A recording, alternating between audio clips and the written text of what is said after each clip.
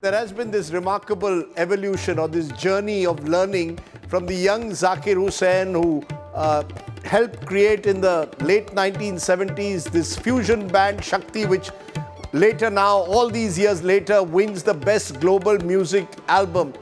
This evolution of the way you saw fusion music in the late 70s, bringing together Western and Indian musicians together. Tell me about this process of evolution, what it's been like taking Shakti from the 70s to winning a Grammy with them today.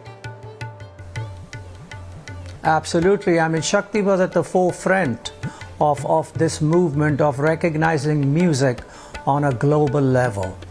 When Shakti released our first record, there was no such thing as global music or world music or new age or anything.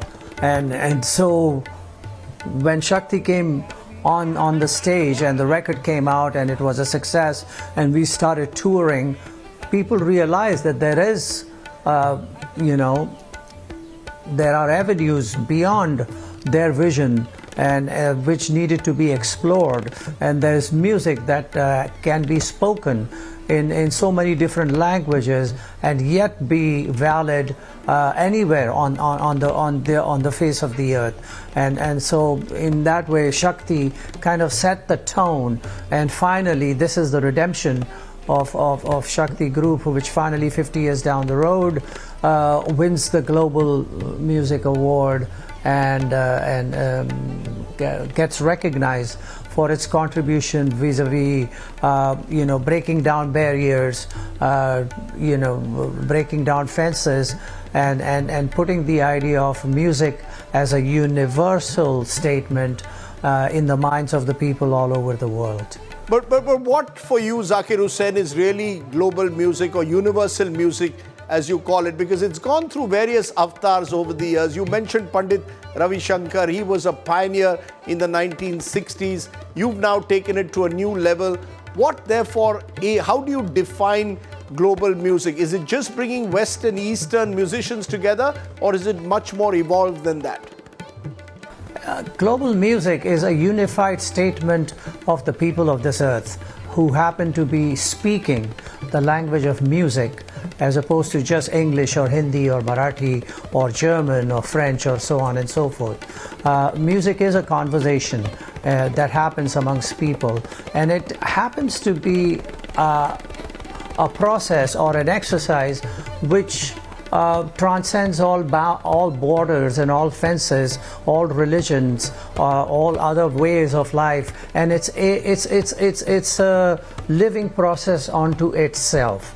And for musicians, that becomes a unified statement, and music can be made in that manner. When Shakti plays, the five of us coming together and performing music, what comes out on the other side is not five different ideas thrown at you simultaneously, but one idea, five people thinking as one and unified in their thought process, totally comfortable in each other's environment, each other's way of life, each other's way of thinking, and expressing their music.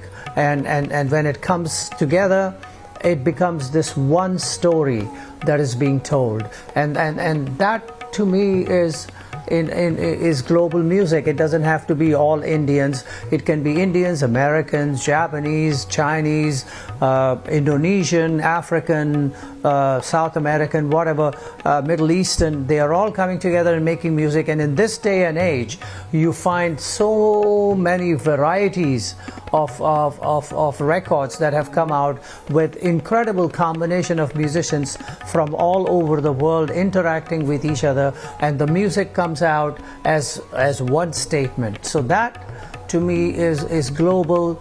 For a record company, for CD companies, the ones who have to sell records, it's of course a name that they want to put on a bin. But for us, it's kind of a harking to a future that we believe is in some ways a savior of humanity, because if people all over the world would consider interacting with each other the way the musicians and the artists all over the world interact with each other, we may have a much more peaceful planet in our hands than it appears to be at the moment. But you know, Zakir Hussain, what is interesting to me in a way is also the Grammy-winning album, This Moment, as it's called, was conceptualized, I'm told, during COVID times. And you bring out these 8 songs by John McLaughlin, yourself, Shankar Mahadevan on vocals, Selva Ganesh, Ganesh Rajagopalan, all 4 of you in different spaces. Did COVID give you all that time, the bandwidth to therefore unleash your collective creative energies? Yeah, it gave us all the time in the world to be able to really take stock of that which we wanted to put out as a statement from 5 of us. We could take our time, review, chip and chisel and sculpt a piece of music in our own time, do it the best we could get to at that time. That's the great thing about being able to work in a studio environment. Up till that time, we had not made a studio album for the last 45 years. The last 3 albums were all live concert albums.